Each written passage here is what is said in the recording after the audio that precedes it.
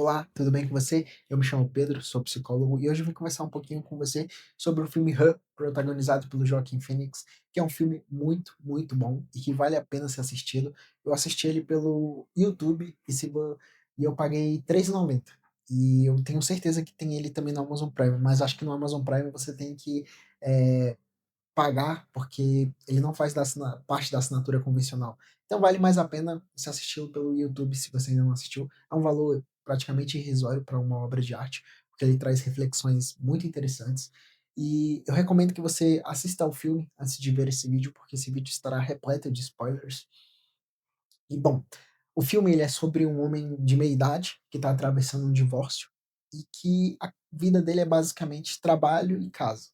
E ele é um homem sem uma grande rede de amigos, família, ele é um cara bastante solitário.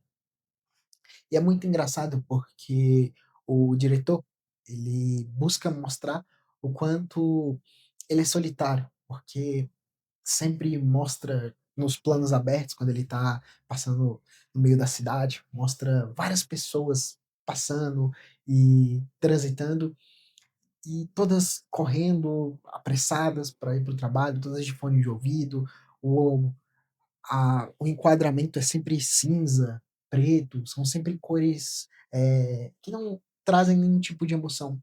E para mostrar justamente, parece que a insignificância do protagonista diante do mundo, que ele é só mais um no meio da multidão.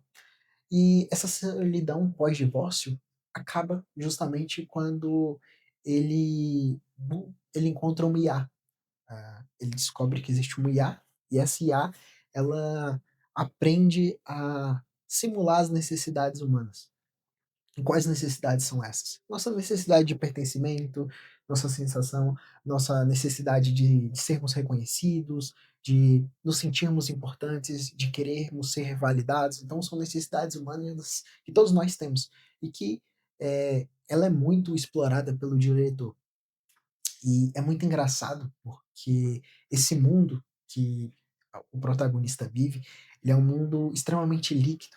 Então, até mesmo as relações sexuais, as pessoas fazem sexo por chat para não ter que lidar com eventuais encontros. Então é muito, as pessoas buscam a praticidade a qualquer custo. Então, para que fazer sexo, eh, encontrar a pessoa, ter que chamar para sair? Não, só liga e faz sexo por telefone. Terminou ali, desliga e você nem sabe quem é a outra pessoa com quem você interagiu. Então as relações são bastante líquidas. Não só isso, o trabalho do protagonista é escrever cartas. Então ele escreve cartas sob encomenda. Existe um casal, o casal recorre a ele para ele escrever cartas para o outro parceiro. Então, assim, nem é aquilo que a pessoa realmente sente. É só uma carta bonita que um dos parceiros encomenda. Às vezes nem é o que a pessoa realmente quer falar, mas para que ela vai se dar ao trabalho de escrever se ela pode terceirizar isso?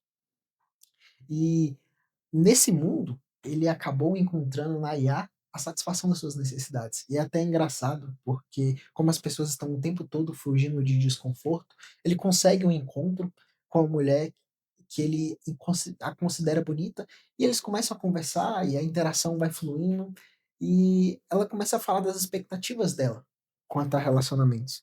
E ele basicamente escolhe não corresponder às expectativas dela, porque em casa ele tinha uma IA que correspondia 100% às dele. Então para que que ele ia fazer isso por outra pessoa? Para que que ele iria tentar corresponder às expectativas de uma outra pessoa, se ele tinha uma IA, uma namorada por assinatura que fazia tudo isso para ele?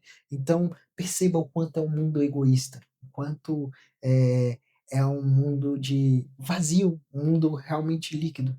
E aos poucos ele vai tendo que lidar com essa personificação do egoísmo, vai ficando cada vez mais claro, até mesmo, tem momentos que, assim, eh, são muito engraçados, que é quando a IA acorda ele no meio da noite para dizer o quanto ele é importante, o quanto sentiu falta dele, e esse é o sei lá, o sonho da maior parte das pessoas, que alguém ligue para elas no meio da noite e diga para elas o quanto elas são importantes, o quanto elas fazem falta.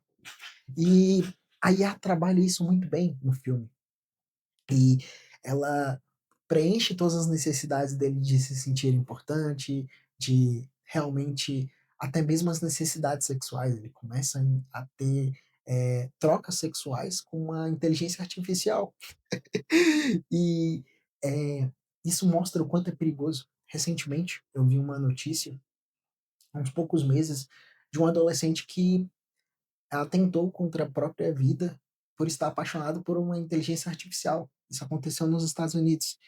E mostra que as pessoas, por terem, muitos aspectos que elas precisam melhorar antes de se relacionar, por exemplo, habilidade social, se tornar uma pessoa melhor, se tornar fazer coisas que façam que elas se tornem, potencialmente mais atraentes, elas não precisam se elas tiverem uma namorada por inteligência artificial, porque ela tá ali só para dizer o quanto você é maravilhoso, o quanto você é bom de cama.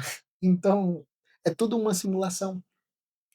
E isso pode se tornar extremamente perigoso, porque existem pessoas que realmente, buscam na inteligência artificial uma namorada, justamente porque elas não querem lidar eh, com as próprias mazelas que elas precisam lidar para resolver. Então elas precisam resolver determinadas coisas para arranjar um namorado ou uma namorada, mas elas não precisam se elas tiverem uma namorada por inteligência artificial, porque você está pagando para ter uma namorada que diz o quanto você é maravilhoso.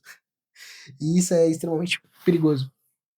E existe até um momento no filme que quando ele encontra a ex-esposa dele, que a ex-esposa dele, ele fala, né, como é que tá a vida dele, pergunta, e aí ele fala que ele tá namorando, e ela fala: "Ah, tá, ok".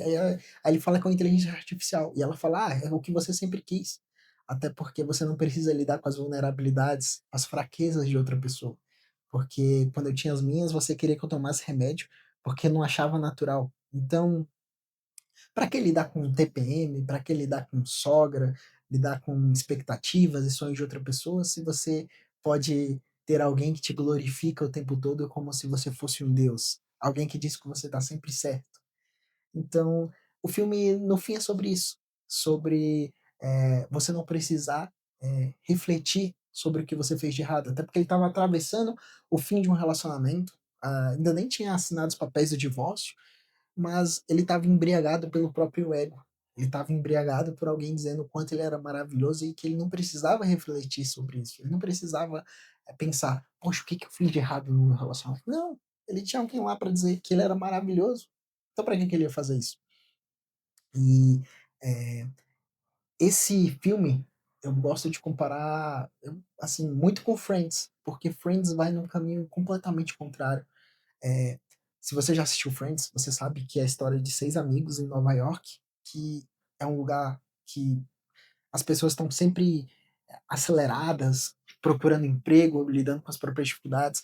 E em Friends, as pessoas procuram lidar com as vulnerabilidades delas e, e lidar também com a solidão dos outros, com as limitações dos outros dentro dos relacionamentos. Então, eles estão sempre refletindo sobre o próprio comportamento, sobre o comportamento do outro, estão sempre abertos a se ajudar e a encontrar o pertencimento, a necessidade de se sentir importante, de se sentir desejado, de ser reconhecido dentro da relação de amizade deles. Algo que é completamente, contrário ao que acontece no protagonismo no com o protagonista de Her, né, no caso o Joaquin Phoenix. E se você gostou dessa análise, diz aqui abaixo o que que você achou. Para mais vídeos como esse, se inscreva no canal, ative as notificações e se quiser fazer terapia comigo, link aqui embaixo, aguardo você.